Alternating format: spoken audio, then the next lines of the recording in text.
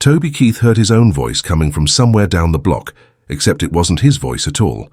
It was July in Nashville, midday heat thick enough to choke on, and he'd just finished a meeting near the Ryman when the sound stopped him cold.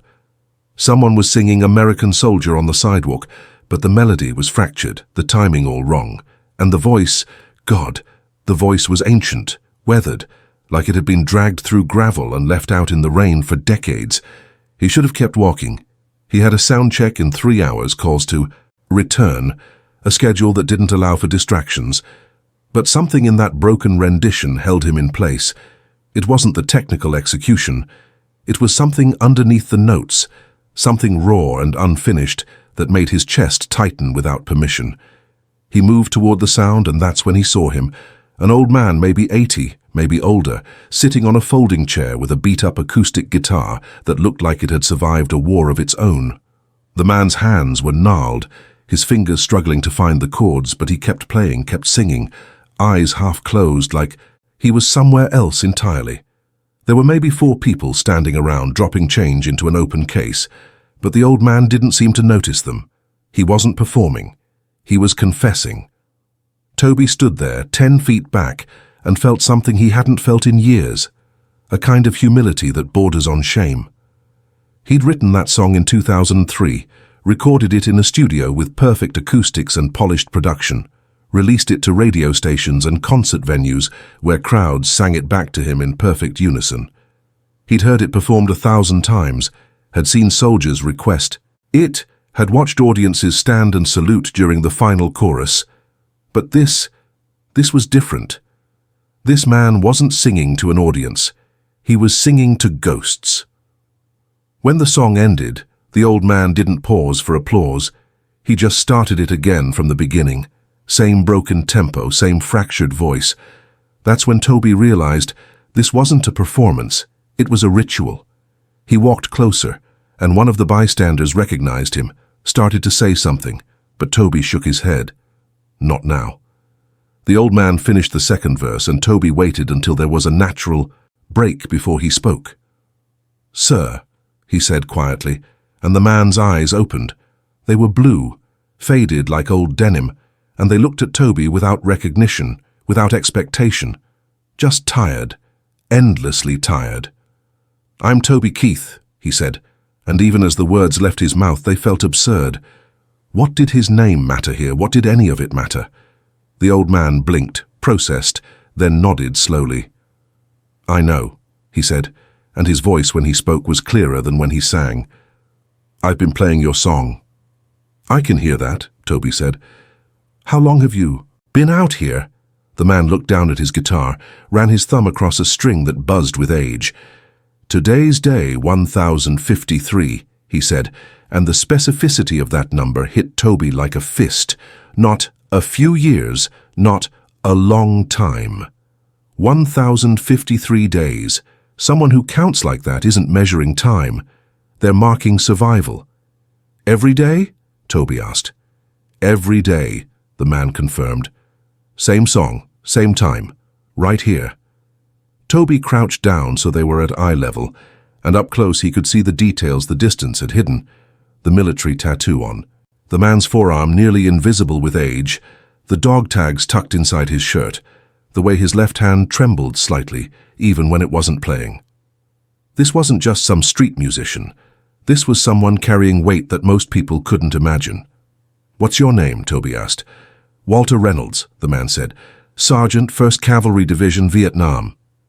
The word Vietnam hung in the air between them, and Toby understood immediately that this wasn't just biographical information. It was context. It was explanation.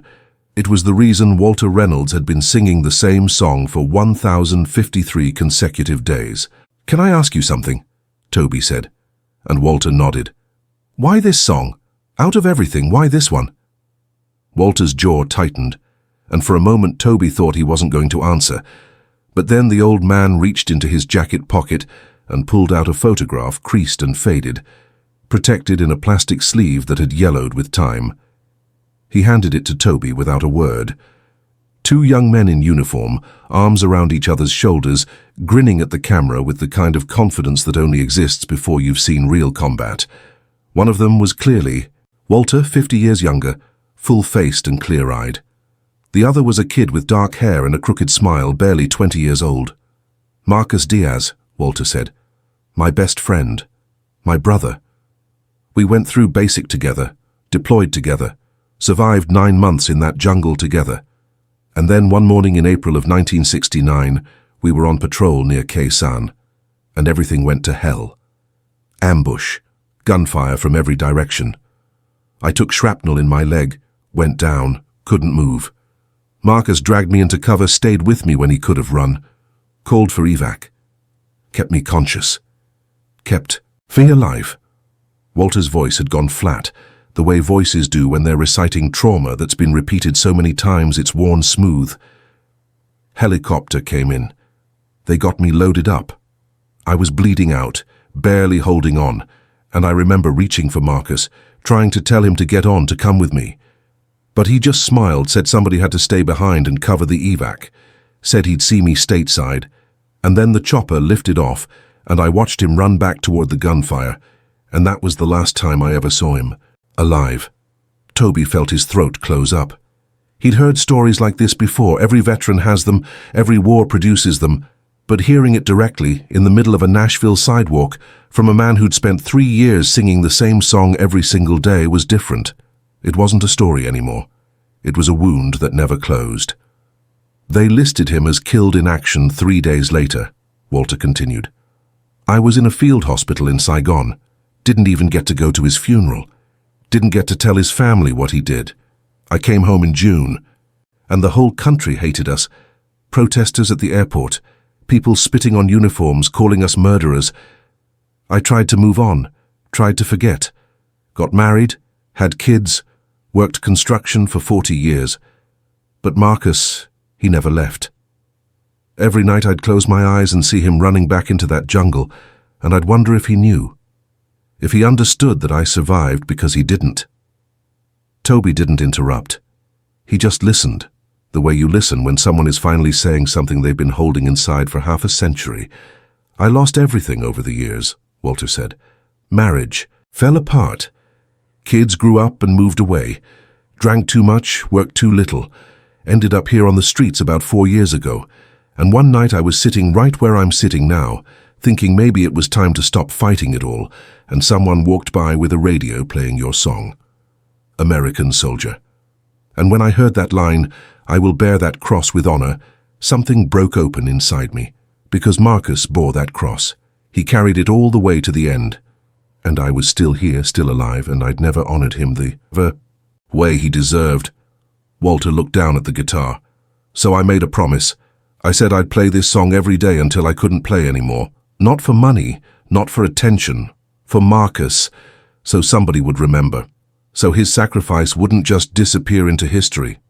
Toby stood there, unable to move, unable to speak, feeling the full weight of what he'd just heard. He'd written American Soldier as a tribute, a piece of gratitude for people he'd never met. But Walter had turned it into something else entirely. A requiem, a memorial, a 3-year conversation with a ghost who'd saved his life 50 years ago. The people around them had grown quiet, sensing something significant was happening, but not quite understanding what. Toby looked at Walter, at this 83-year-old veteran who'd been invisible on these streets for 1,053 days, singing a song most people walked past without hearing, and he made a decision that felt both completely insane and absolutely necessary. Walter, he said, I'm playing the Bridgestone tomorrow night. 23,000 people, and I want you to sing this song with me on stage, not as a guest, not as some feel-good moment, as someone who earned the right to sing it more than I ever did. Walter stared at him, and for the first time since Toby had approached, something shifted in those tired blue eyes. Not hope, exactly. Hope is fragile, and Walter had learned not to trust it. But maybe the faintest recognition that the world hadn't completely forgotten him yet. I can't sing, Walter said, and his voice cracked on the words. You heard me. I sound like hell. You sound like truth, Toby said, and that's worth more than perfect pitch. The next night, Toby stood backstage at the Bridgestone Arena watching Walter Reynolds stare out at a sea of 23,000 faces, and he wondered if he'd just made the biggest mistake of his career. Walter looked smaller under the stage lights, older, more fragile than he had on the sidewalk. His hands were shaking. His guitar, cleaned up but still bearing the scars of 3 years on the streets, hung from a strap across his chest. Toby's manager had pulled him aside 3 times, asking if he was sure about this, warning him that it could go sideways, that audiences don't always respond well to disruptions in the expected show. But Toby had shut down those conversations quickly. This wasn't about the show. This was about something bigger than entertainment. He walked out on stage first, settled the crowd, and then he said something he'd never said at any concert before. "Tonight I want to introduce you to someone who taught me what my own song really means." He told them about Walter. Not the whole story. There wasn't time for that. But enough. Enough to let them understand that the man walking out onto that stage wasn't there to impress them. He was there to remember. Walter shuffled out slowly, and the applause that greeted him was uncertain at first. Polite. The kind of response you give when you're not sure what you're witnessing. But then Walter sat down on a stool Toby had set up, adjusted his guitar, and looked out at the crowd with an expression that was equal parts terror and determination. And he started to play. The performance was everything Toby's manager had feared, and everything Toby had hoped for. Walter's voice cracked on the high notes. His timing was off. His fingers fumbled chords that should have been simple. But none of that mattered. Because what came through, what filled that arena, wasn't technical skill. It was 50 years of grief, 3 years of daily devotion, and 1 lifetime of carrying a debt that could never be repaid. When Walter sang, "I will bear that cross with honor," his voice broke completely, and 23,000 people sat in absolute silence, understanding, maybe for the first time, that they weren't just listening to a song. They were witnessing a memorial service for a man who died in 1969, but who lived on every day in the heart of the friend he'd saved. Toby joined in on the second verse, his voice strong and steady, supporting but not overwhelming, and together they finished the song. When the final note faded, the silence held for 3 full seconds. Then the arena erupted, not with the usual concert applause, but with something deeper. Standing ovation mixed with tears, people holding their hands over their hearts, veterans in the crowd saluting. Walter just sat there, tears streaming down his face, and Toby put a hand on his shoulder and held it there, anchoring him to the moment, letting him understand that this was real, that he'd been heard. The video of that performance hit the internet within hours. By morning it had 10 million views. By the end of the week it was everywhere, news programs, social media, viral shares across every platform. But more importantly, the story behind the video spread too. Walter's story, Marcus's story, the story of a promise kept for 1,054 days. Within a month, Walter Reynolds was off the streets. A veterans organization in Nashville had set him up with housing, healthcare, support systems that should have been in place decades ago. But beyond that, something else happened. The video inspired a movement. Veterans groups started using music therapy, started creating spaces where old soldiers could share their stories, could turn their pain into something visible, something honored. Toby himself started a foundation dedicated to elderly homeless veterans, using concerts and fundraisers to bring attention and resources to a population that had been invisible for too long. But the real transformation happened in the quiet moments nobody filmed. Walter kept playing that song, but now he played it in veterans centers, in memory gardens, at memorial services. And he wasn't alone anymore. Other veterans joined him, men and women carrying their own ghosts, their own Marcuses, their own unbearable weight.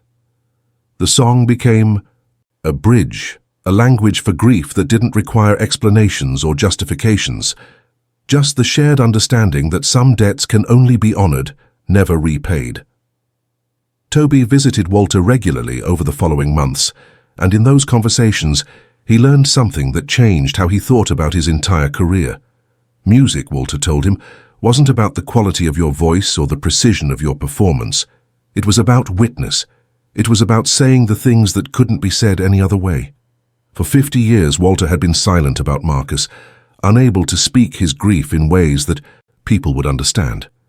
But that song, That imperfect, broken, street-corner rendition of American Soldier had finally given him a language, and Toby realized that he'd spent 20 years performing that song without fully understanding it. He'd sung it at military bases and benefit concerts, had watched audiences respond with patriotic fervor, had felt proud of creating something that honored service. But he'd been singing it from the outside. Walter had shown him what it meant from the inside. From the place where honor and grief and survivor's guilt all tangled together into something that couldn't be separated or simplified. 5 months after their performance at the Bridgestone Arena, Walter Reynolds passed away in his sleep. He was 83 years old. He died in his own bed, in his own apartment, surrounded by photographs of Marcus Diaz and letters from veterans who'd been inspired by his story. At his funeral, Toby sang American Soldier one more time, and his voice broke on the same line Walter's always had. Because now he understood. Now he knew what those words cost. The song didn't save Walter Reynolds. Walter Reynolds saved the song. He took something that could have been just another patriotic anthem and transformed it into something true, a reminder that behind every uniform, every sacrifice, every "I will bear that cross with honor," there's a Walter carrying a Marcus forward through decades of silence, hoping that somebody, somewhere, will remember what was lost. Some encounters don't just change lives, they reveal the lives that were always there, invisible on the edges of our attention, waiting for someone to finally stop and listen. And sometimes, the greatest gift an artist can receive isn't applause or awards or chart success. It's the moment when someone shows you what your own creation really meant, what it was always supposed to mean before you even wrote it.